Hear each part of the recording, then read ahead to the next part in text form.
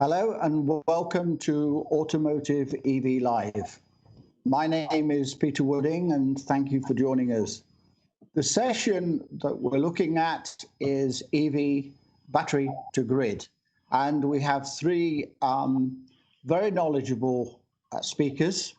We will start the presentations with Bruno Constans from GEFCO, followed by John Willems from FedEx, and last but not by no means least, Francisco from Nissan Energy. So without further ado, and to not keep everybody waiting, I would like to hand over the screen, stage, or however you want to look at it, Bruno, to you. Thank you. Thank you, everyone, for welcoming us and giving us the opportunity to go into the details of the electric vehicle supply chain solution. What I would like to highlight in this presentation is the challenges that are brought to us by a change in the powertrain of the vehicles, which may seem to be just logistics as usual, but as you will see in the few slides to come, it is raising some questions and it is pushing the boundaries of the logistics, the automotive logistics as we see it today. First of all, and as a market recap, and with regards to the COVID-19 crisis, we may have thought that COVID-19 would have slowed down the electric vehicle market share or portion of vehicles sold. It seems it's not the case at all. And if we look at the last figures that were provided last week by IHS, you can see that from 2020 to 2026, the share of electric vehicle with regards to overall vehicles sold in Europe is going to grow steadily, even faster than prior to COVID, to reach between 17% of the vehicle markets in 2023 and up to 26% in 2026, which means basically that by 2026, we'll have over 4 million vehicles that are electric vehicles sold every year, which if you make a rough or quick calculation, means that we are going to have tens of millions of vehicles by this date on the road, which means also tens of millions of batteries that will need to be maintained, and that will obviously need to be recycled as well. And this is part of the speech I will go through in a minute. The electric vehicle is obviously raising challenges to our OEMs partners, and I will not go into the detail of this because we have the happiness to have some of our colleagues from OEMs who are sharing this session. But if you think about the regulation pressure that is going on in most of the countries, especially in Europe, if you think about city mobility and the new trends and political trends as well, with people voting more and more for green parties or ecological parties, it means that there are a lot of pressure and challenges with regards to a new way of moving in the cities, in the major cities in Europe, and most probably in most of the world.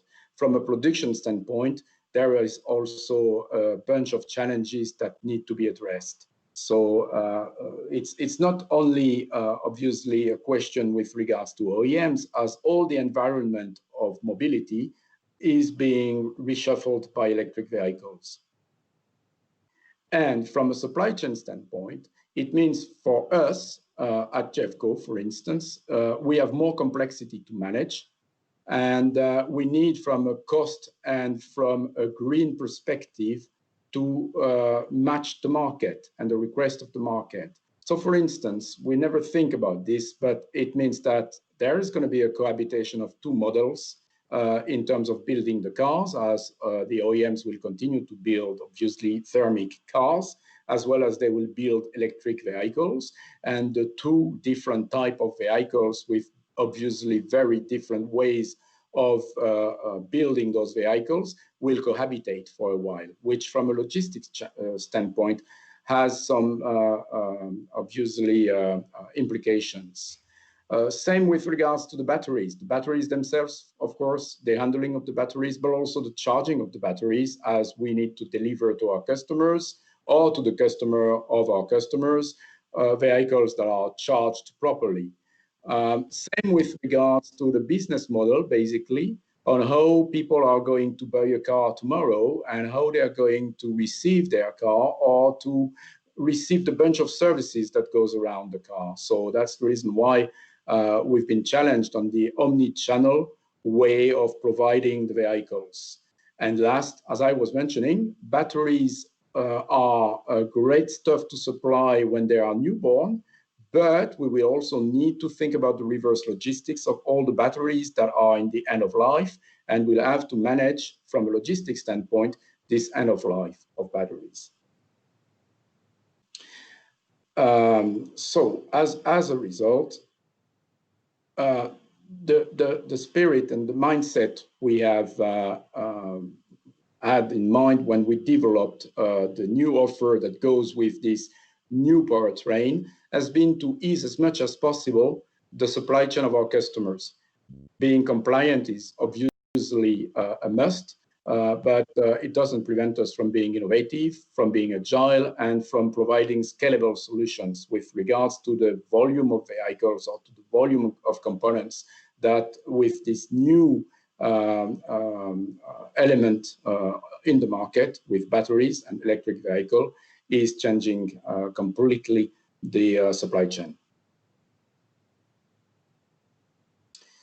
Agility, of course, is something that is extremely important in this market because, for instance, we are changing the sourcing of many parts of the vehicles, and they are not coming anymore from Central Europe or from areas that are very close to the factories at that point in time. So we need to go and get the batteries mostly from China or from Asia, and to bring them back to Europe or to the US or to wherever the vehicles are being assembled. Cost and CO2 efficiency is something that is more and more important. So it means from a logistics standpoint, we need to be dynamic. We need to manage multimodal transport plans. We need to have carbon neutral charging capabilities on our compounds, which is something that needs to be thought way ahead of the electric vehicle coming to the market, and I will come back to this in a minute. Then, of course, it needs to be as simple as possible.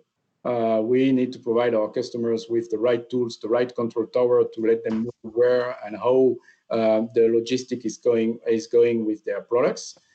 And we obviously need to comply with dangerous goods certifications and have 100% safety with regards to the logistic that we apply.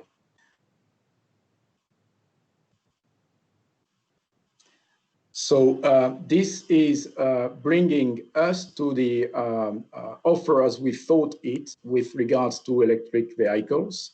And as you can see, it's not only about what we call inbound logistics or outbound logistics or aftermarket or end-of-life management. It's all of this all together.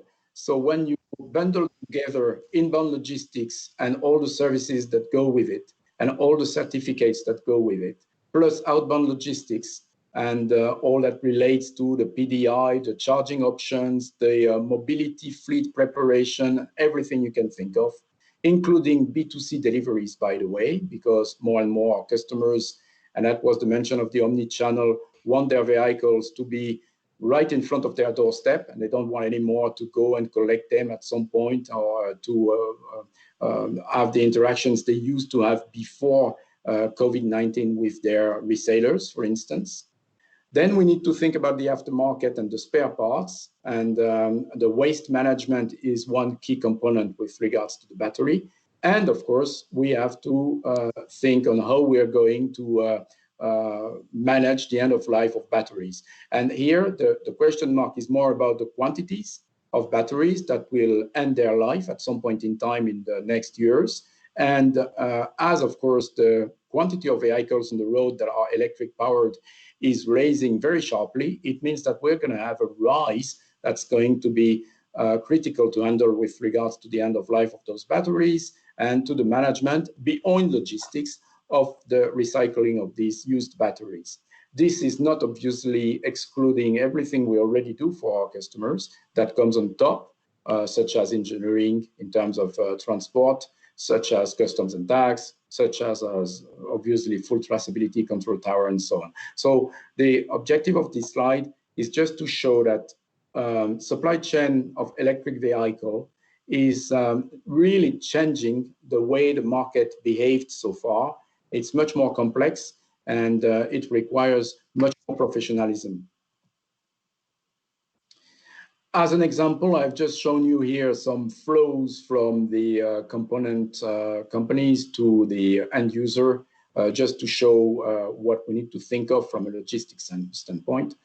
So we need to collect, obviously, the components, and then we need to store them at some point in time, bring them to the auto plant, and then once the car has been produced, store it on the compound, but then it needs to be charged, which is an additional device with regards to the thermic vehicles, obviously. And then it needs to be delivered at different points of sales, or also private people, for instance. And then you need to include reverse logistics when the battery needs to be repaired or needs to be recycled, for instance, and bring it back to recycling centers.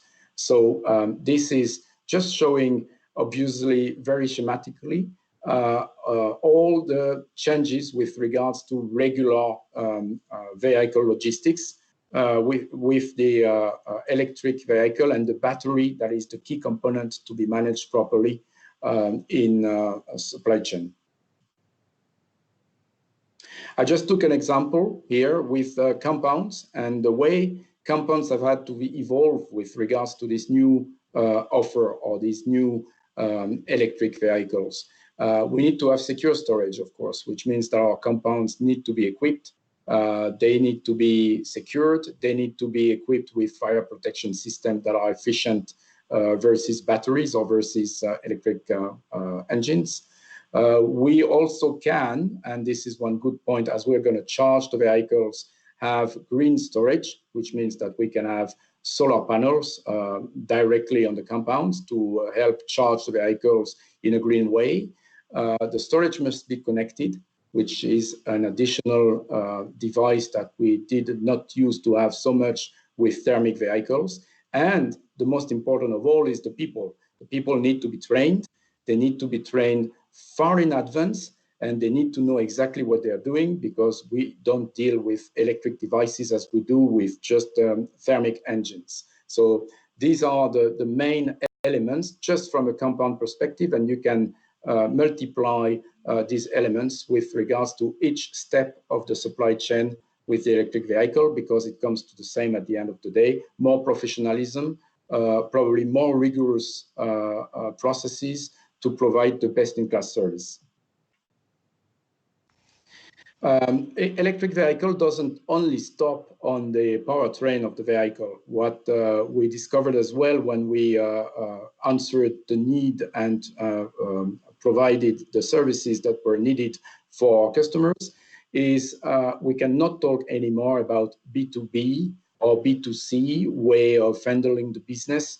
We need to shift to new mobilities and to provide all mobility kind of services, because now there are more mixed models with regards to people, the way they order their car, the way they want their car to come at their doorstep, the way they buy their car as well, they lease their car, the way they charge their car. So all this must be taken into account. So it's not only a question of handling a battery from point A to point B, and then when a vehicle has been produced, delivering the vehicle. Is the whole mobility ecosystem that has been changed and dramatically changed by the electric powertrain.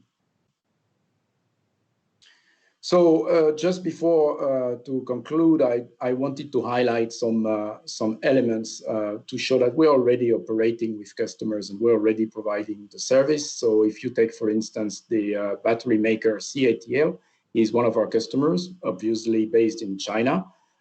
And it means that from a supply chain perspective, by ocean, by air, or at some point in time, with time-critical services, we need to provide and deliver to our customers the batteries or the elements the components of the batteries on time. We need to make sure that everything is smooth. And so far, we have a volume of 135 containers with them.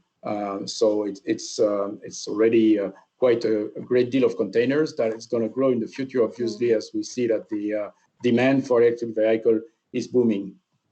Another slide, which is more focusing on one specific OEM, London electric vehicle companies, the transportation of those cars on a domestic and a cross-border market, and the B2C delivery that are joined to these transports is also a good way of seeing the new services we can provide down the end of the chain to the customer of our customers. And that concludes my presentation, Peter. Thank you. I will now hand over to John Willems from FedEx. It's all yours, John. Thank you, Peter. Thank you, Bruno, for the great introduction to the automotive industry and the complexity that the new electrical vehicles and lithium battery market brings. First of all, good morning, good afternoon, good evening, everybody who's joining. As Bruno already said, this industry and this transport of lithium batteries doesn't make our lives easier. It is already complex, and it has increased only complexity. Nevertheless, I think that the logistics industry has reacted very quickly, professional, to step up and offer services to support our customers, the car manufacturers, but also beyond car manufacturing. Lithium-ion it is used in multiple other areas as well. I want to show you in the next 10 minutes capabilities from a network transport perspective, that there are already solutions in place, and that based upon the experience of companies like us, you can be confident in the transportation of this material.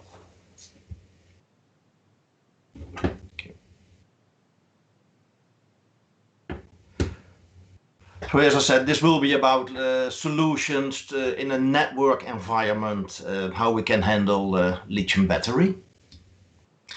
This overview matches the numbers I saw that Bruno just mentioned. It's IHS said by 2025, about 22% of the vehicles produced in Europe, sold in Europe, will be electrical and have a lithium battery in different type of sizes. But the market will increase, and when you look even at forecasts after 2025, it goes up to 40-50%, maybe in 2030, 2035. So the number of cars, different types of cars, different types of batteries, the increase in complexity will not go down in the near future. And I'm happy to present you some solutions that can help you in dealing with these complexities. As we know, batteries are dangerous goods. I only focus here on the loose batteries, so UN 3040, 80 and 3090. In our business, we do not ship complete cars in an express mode. That might probably be more the case with GEFCO, but for us, it is the loose batteries. Batteries, especially automotive, are over the 100 watt-hour range, so that's all section 1, which means it is fully regulated from a road transportation perspective, but also from an air transportation perspective. What is very important, and it was mentioned already, is compliance with the regulations, and that is what drives some of the complexities. paperwork needs to be there, people need to be approved, certified to declare shipments safe for transport. That is all required before the logistics industry, before the carriers will accept your shipments. There are restrictions by air. It is not a big issue to ship a battery of up to 35 kilograms, as that is allowed, but we don't have these small batteries in cars. So what does it take to ship these? Is approval from governments, A88 or 899, with respect to the batteries being allowed to be moved by air. We do as FedEx accept these type of batteries, but given that everything is fully compliant to the regulations. There is also another point where we are strict on the health and safety for our people. I'll talk later how we do secure that. But it also comes to by road. There is a limitation of 1,000 points at the moment, which means that for batteries, as you know, one net battery weight, 1 kilogram net battery weight equals to 3 DG points. So that means up to a 300 kilogram batteries can be moved without any problem. We have put that safety of that regulation in to secure transportation and the transit times in our service offering. I'll touch a little bit more about that in a second.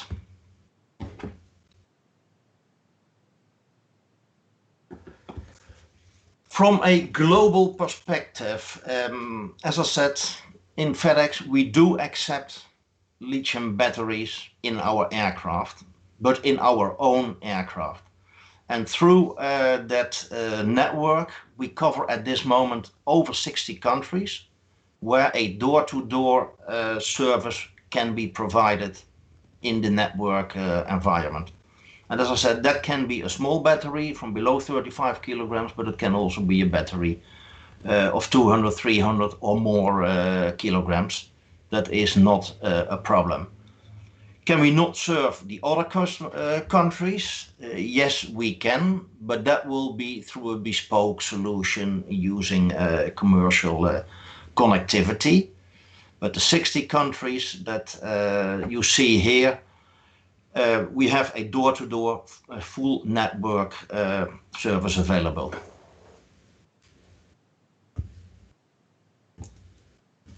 Sorry,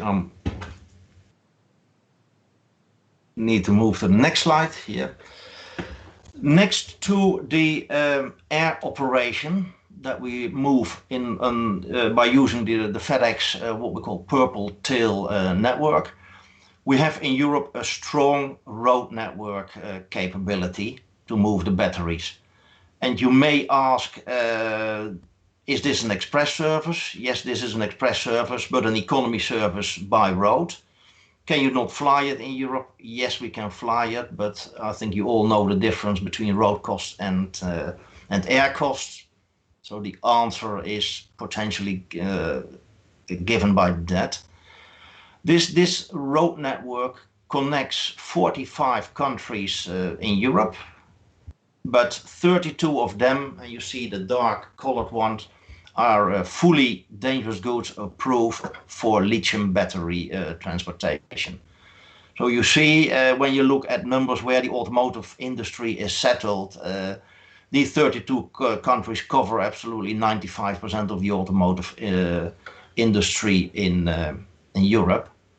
And that network connects about 500 depots, 19 hubs, and moves about over 55,000 line hauls per week, which means there is always a regular service available to ship your batteries or to collect from any of the dealers for a return.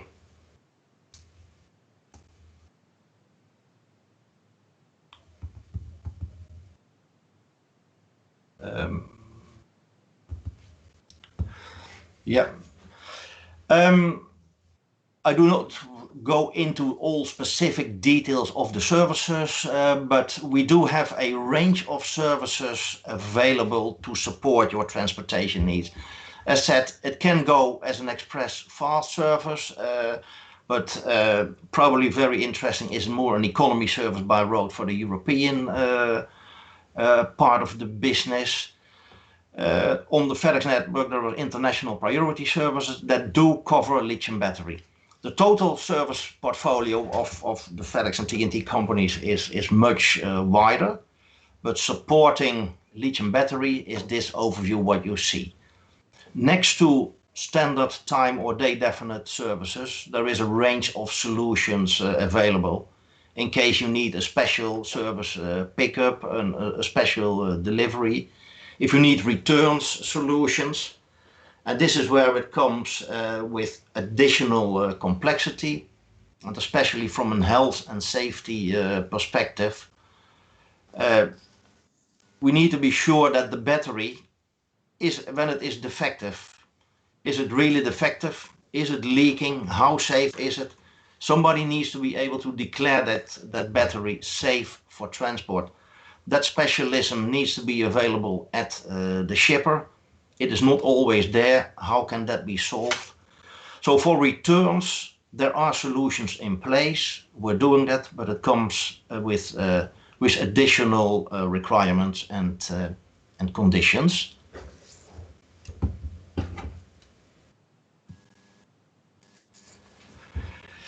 This is a bit of an overview. It has some similarities with what you earlier saw, maybe with Bruno. In what areas of the supply chain are services available? We have them for production. We have them in aftermarket. Of course, production. You can imagine it will be in high volume shipments. So likely less with an express carrier. But when it comes to emergency shipments to prevent a line stop or other reasons why it needs a critical service, we do support the production business. We also support the R&D segment, but what you see with R&D is often small series of batteries which are not UN tested, which require additional approval processes from local governments in order to ship a battery by air or road. As I said, returns business also possible, but it comes with additional conditions. Shipments in all types of battery weights can be carried. What you see in the dark color here is all what is 100% supported from a network perspective. The gray boxes is a network offering, partially or additionally or complemented with often a special arrangement as well to support that need. The battery condition, I think very important. Yes, new batteries are supported, used batteries as well. There is nothing wrong with a used battery. Maybe the power is down and you want to replace it after 5-6 years. But there is nothing wrong to transport that. Defective can be a challenge because there we need to understand if it is safe to transport, yes or no. And again, the shipper has a responsibility there and needs to have the experience to declare that. There is an element marked red here from a network perspective. We do not carry batteries classified as waste, but it comes also down what is exactly waste. So that is an area we will discuss on a case by case with the customer. But if it is really to recycle, to destroy it, we will not carry it on the network and need to look for alternative solutions there. Then from a geographical perspective, domestic, intra-Europe, intercontinental, yes, we can serve your needs and use the network that we have in place in Europe or globally using our intercontinental air connectivity. And where needed, complemented with special services for special situations. In the next slide, I will talk about 4 cases, and I hope that brings some confidence what we have been doing and are doing in this world of lithium battery transportation. It's one customer. I am not able to provide names here, but for one customer we had an R&D type of shipments. It was for a full electrical vehicle. It was a heavy battery, needed transportation from Germany to Malaysia and Japan.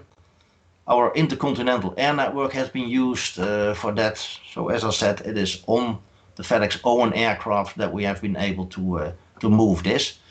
With these shipments, we have had special services need for pickup and dedicated delivery solution. But the intercontinental part was on our own network. The second case is an aftermarket dealer delivery solution for a plug-in hybrid, so smaller batteries. It stays beyond 300 kilogram. Perfectly fits our the European road network capabilities, and we are shipping these batteries directly from the battery manufacturer. It's not from the OEM warehouse, but direct from the battery manufacturer to the dealers across Europe. It's not all dealers. There are certain certified dealers where we ship to in this case, and the ground network of TNT is used for that transportation. Third case is an aftermarket emergency shipment from Germany to the US. It was over 35 kilogram, that battery, so it required A99 approval, which is a shipper reliability to have that approval. But we need to be aware and assured that that paperwork is in place in order to ship the battery. And again, what has been used here is our own operation, our own air network to ship it. And the last case is a very interesting one. It was a recall program for batteries, not in cars, but for electrical boats. So it had these electrical engines, small batteries, 14 kilograms. But it was a global recall program covering 38 countries, and in total almost 60,000 batteries that had to be returned and are still in the process to be returned. And here the big challenge came with the safety declaration of the battery. The locations where we had to pick them up, the experience is not always in place to declare the battery safe for transport. So through the special service department, we have found solutions with third parties to declare these batteries safe to transport, after which we're able to pick them up and move them. So I hope that the 4 examples, the overview of the networks that we have in place, a range of services and solutions, that you can be confident and feel confident for shipping lithium batteries in a network environment. So the answer, yes, we can do it. We have the networks and the operations in place. If it doesn't fit the network 100%, there is a special service department to look for a solution. But very important is that this entire process, from the first call a customer makes until delivery, is supported by thousands of DG trained staff to ensure safety. Everybody has the right on the safe transport, so we're there to have thousands. On a global scale, I think you talk about over 6,000 people that are DG trained, certified, to make sure that your shipment is transported in a healthy and safety compliant way. should there be any questions, I think we have a Q&A after the next presentation. So Peter, thank you. We can hand over now to Francisco. Thank you, John. We'll now have great pleasure to hand you over to Francisco Carranza from Nissan Energy or Nissan Group of Europe. Francisco will be looking at how the automotive world has changed and also be looking how the energy world has changed. So thank you, Francisco, and the virtual stage is all yours. Hi, thank you, Peter. Thank you, everyone, for organizing this great webinar. So very happy to be with you.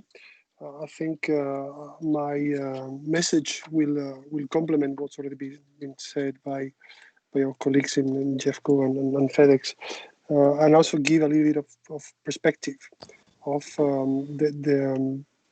there's a depth of challenge we have in our sector because of this switch towards electrification of transport.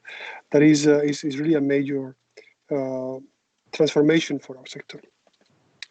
Very quickly, I try to always introduce the topic by explaining that there are four major challenges that are happening at the same time in our sector, which is huge, right? So is a challenge of a dimension that has no precedent in our industry.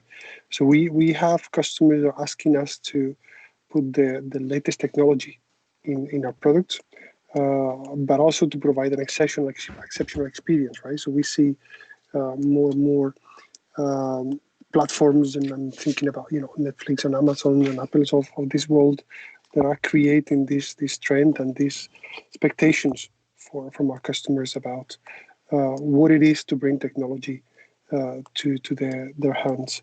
But at the same time, we have this direction, let's say, these social expectations and these commitments that big companies are making about sustainability, right? So how do we develop products that align with the type of world in which we want to live in the future, and the type of world we want to give to our children and the future generations in general. So to make this even more challenging is not just the automotive sector that is under this heavy pressure for transformation, is also the energy side of it, right? So, and as mentioned before, it is fundamental that we take into account how our vehicles are going to be recharged and what is the interaction that the vehicles can have with the electricity grid and with the customers. And this new role, say, that goes beyond just mobility, like it used to be in the past. So the energy sector has been also under heavy pressure because, as many of you remember, not long ago, we were into a kind of oligopoly scenario, right? So we're in many countries where you have just 1, 2, or 3 major companies that are sharing the whole market, where we are now in scenario where competition is really enhanced. And you take example of the UK, where you have hundreds of companies fighting to provide to the customers the best prices and the best services in the market. So this trend to empower the customer is really fundamental. It is what has been changing and making evolve the whole industry, to make sure that we give the people the right tools to make their own choices about what they expect from the energy and mobility. And in general, how we're going to be moving together towards this net carbon and net zero emission scenario that we are all trying to make real. So the way we see our role into that future is basically as a technology provider for a number of pieces of the puzzle, right? So clearly our core expertise is electric vehicle. We have been doing this for quite a long time already, right? So now in 2010, we're going to celebrate our 10th anniversary for the Leaf coming to the mass market. But at the same time, we need to make sure that our customers have access to renewable electricity, have access to the right technology for charging the vehicle, and the right technology for connecting the vehicles to the grid on a bidirectional way to make sure that we are supporting the wider penetration of wind and solar in the country. At the same time, and I was briefly mentioned before, we know that the life expectancy of electric vehicle batteries is longer than the vehicle life itself. Right? So after the first life in cars, we need to take back those batteries and repurpose the modules and packs into some stationary storage applications that we're going to bring, let's say, back to our customers to support their home energy decarbonization or to support the more efficient way of managing energy in buildings. Right, so it's important that you have this full picture, and particularly looking at our colleagues in the supply chain and logistics, it means that we're going to be moving these parts not just once to bring it to the vehicle factory, but several times along the product life, because we need to have this second life and repurposing and making sure that we extract, let's say, every single drop of value and from these batteries that we have manufactured. With all of this in mind, is bringing us to a very simple message: vehicles are no longer just vehicles, right? So if we use the flexibility capacity these batteries are bringing properly, we can generate a lot of value, not just for the vehicle owner itself, but also for all of us, as we're going to be living in countries with the electricity grid as a much more efficient management, and in which we can keep bringing wind and solar and keep decarbonizing the overall system in a much more efficient way, because we're synchronizing flexibility or storage capacity from cars with the renewable energy generation. It is fundamental. It's clearly one of the key ways to go to this sustainable society that we all want to achieve. Many challenges every time we get to this point, and during the last 5 years, we have been making many demonstrations and pilots and projects with government and so on. We get a lot of questions all the time, right? So it's how is the customer going to recharge the car, right? So if you're telling me that the grid is going to reach some congestion boundaries, and if we want to have renewable electricity, how is this going to work out? And is the electricity grid capable of managing so many electric vehicles that are going to get on the road in the coming years, right? So we saw this 22%, 40%, 50% in the next decade for sure. We're going to have a huge amount of plug-in cars on the road, and we need to make sure that the electricity system is capable of coping with it, right?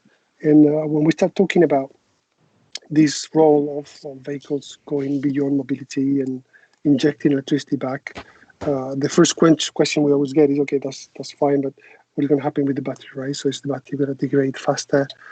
Is the primary use, which is the mobility one, be affected because we're losing capacity and so on? Clearly, we all understand all these questions and fears from consumers, but the whole technology process has been designed for that, right? So the vehicles has been designed to provide grid services.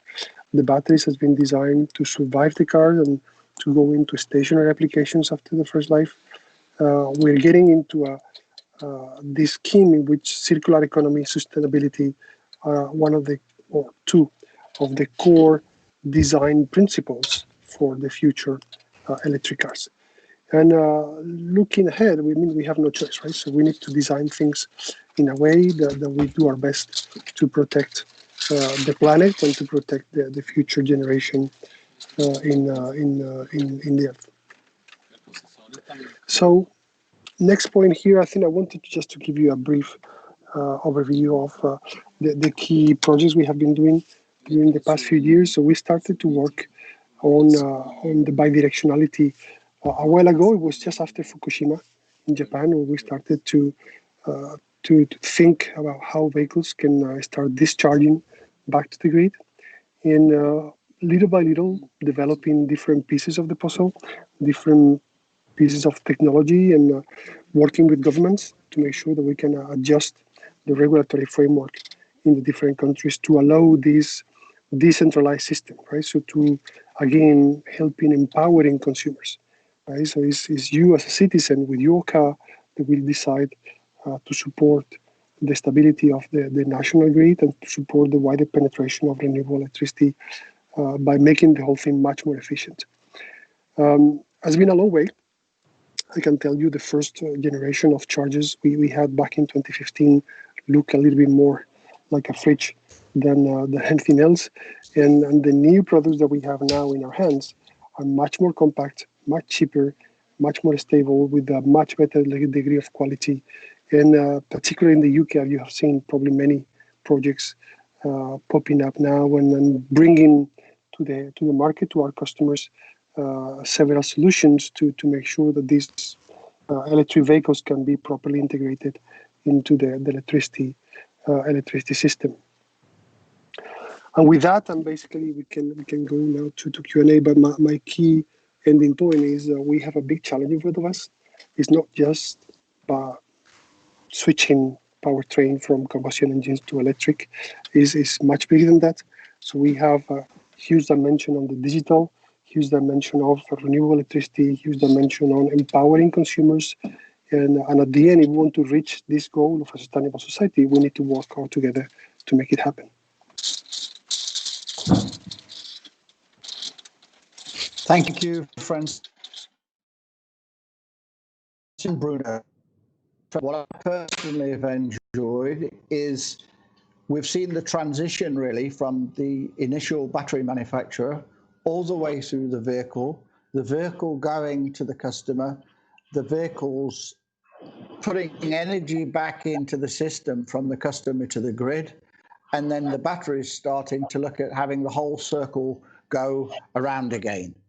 Before I sort of cover two or three questions that have come in as you were speaking, are there any questions that you want to ask each other specifically to it? Because I'd looked on Francisco's side with regarding to the energy storage capacity. From a supply chain, that surely has got to be usable for both GEFCO and FedEx and anyone else. How would that work?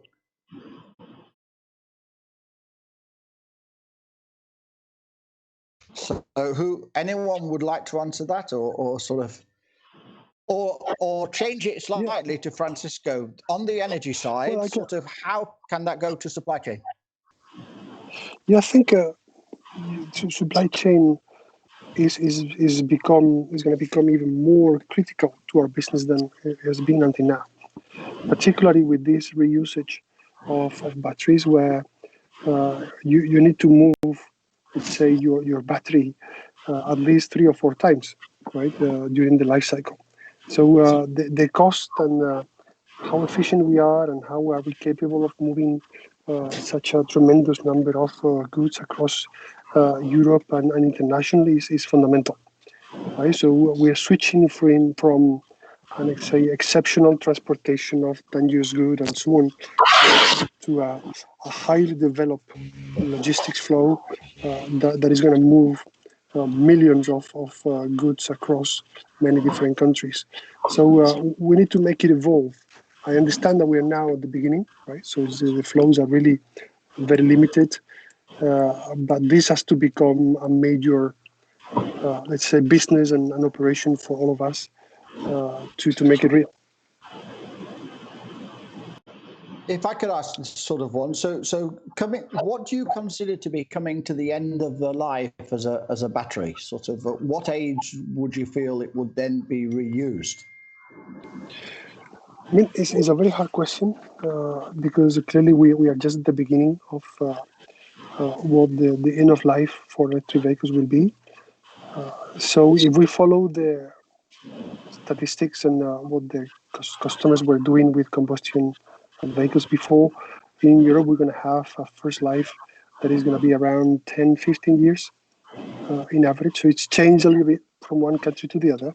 But basically, if you consider 10 to 15 years, you cover most of Europe as the average vehicle life. After that period, we're taking the battery back, right, and bring it to another assembly line. We're going to be bringing or manufacturing the stationary storage solutions, and the stationary storage solutions will have another 10 years of life in the customer hands. If I could stay for 1 second, just got a question in from a puddle. The question is, considering the direction that Nissan are taking to sustainable transport, is there a business case for Nissan to move to that of an energy provider, much like a certain rival OEM they've put has recently done? Yes, very good question. So I think the main difference we see is when you are an automotive company, you are somehow playing in a global scene, right? So you're making one car, right, that can be commercialized in many countries, right? You take the example of Leaf. So Leaf is commercialized basically all over the world, right? So you have national sales entities that are managing the distribution of that product. However, when you are an energy company, you are local, right? So if you are, even if you are a large energy player, right? So your UK subsidiary is totally independent from your French subsidiary or your Italian subsidiary or your German subsidiary. So it's a different structure.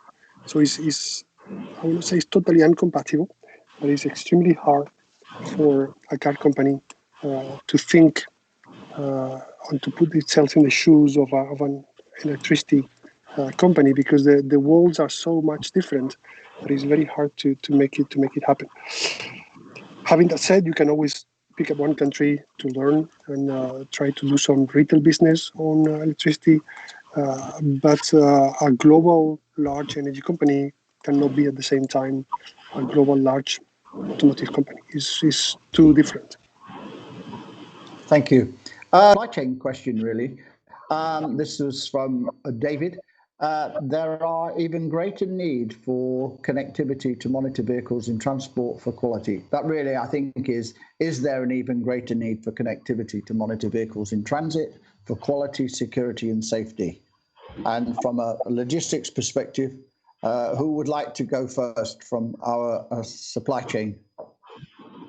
I can start if you agree, John. Yeah, fine. It is about a full vehicle visibility, so it's probably closer with you than with me, but I can provide some information. So, thank you, brilliant. Yeah, the answer is probably yes, as it's an old question that we've been asked by OEMs for years to know exactly in terms of track and trace, how we can track and trace very precisely the different goods that we provide, and then the different vehicles and where they are and where they're going to go.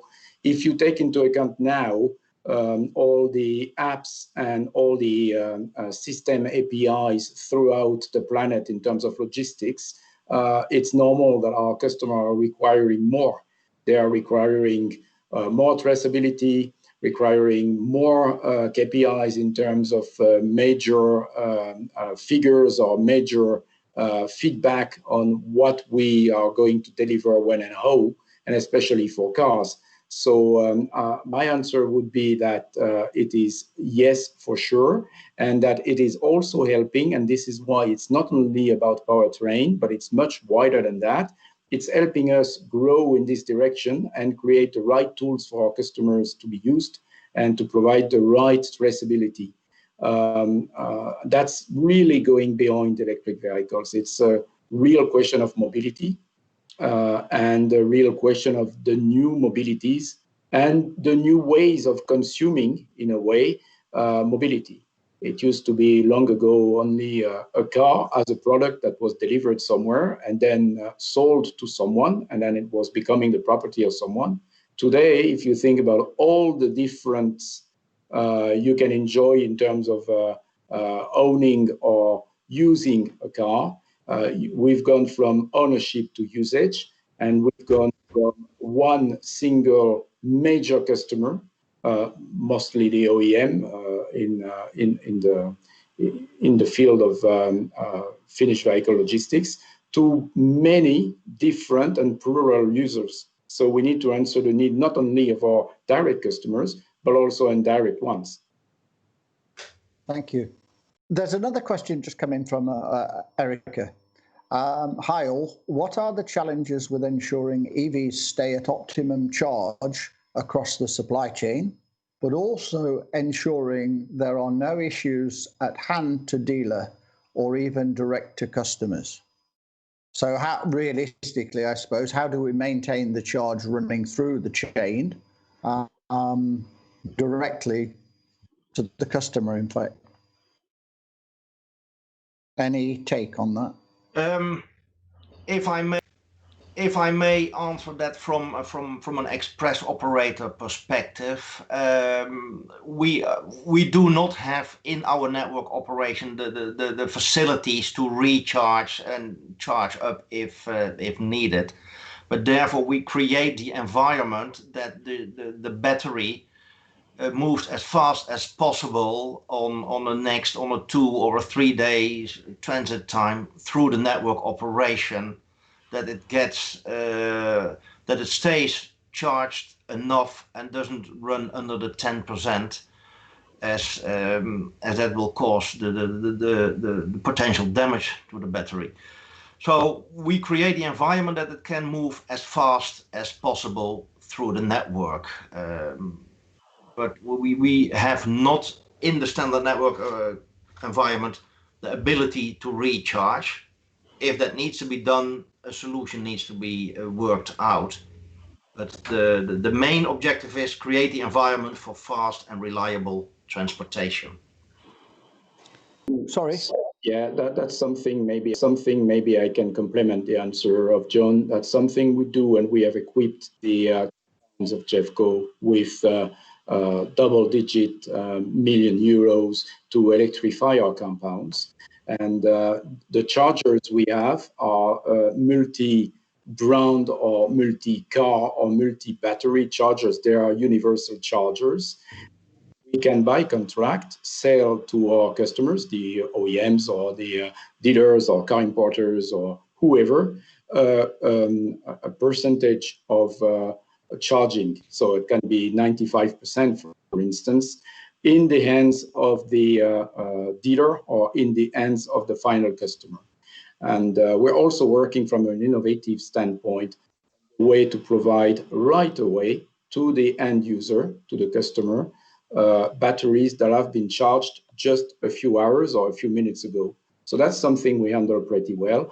And that's exactly the point when we were talking about innovation and the way electric vehicles is fostering innovation, because once upon a while ago, we were just putting some petrol in the car, and we were just invoicing our customer with 5 liters or 2 gallons of petrol that we're putting in the car. Today, the batteries are different, their consumption is different, their needs are different, and the customer still expects, when he gets his car from his concession, to get the car up and running. So that's part of the answers we had to provide to our customers. Now, but this is a quick, really question for you, Francisco, if you don't mind. Can Nissan offer a second life to their vehicle batteries as yet, for instance, home storage? And that question came from Jamie. Do you want me to repeat it, or? No, it's fine. It's fine. I mean, okay. Yes. So basically, home storage is one of the main applications for second life usage. And the way we have been doing it is basically you assess the technology you have in the car and try to find the most compatible applications out there. And because of the size, because of the voltage and a number of technical specific points, the home application is the one with the best match. So we believe that most of the batteries will be repurposed into home storage. Yes. Thank you. Well, thank you to Bruno, to John, and Francisco. Thank you all for viewing, watching, however we call it. Hope you've enjoyed and learned from the session as much as I have. And if you're wanting to look at waste, there's a session later this afternoon on waste. And from a supply chain perspective, we're actually covering a session on pandemic, Brexit, what's next, and how we deal with it. So thank you all. It's been great for you to take part, and thanks for your time. Keep safe. Thank you, Peter. Thank Bye. you. Thank you. Thank you. Bye-bye. Thank you. Bye.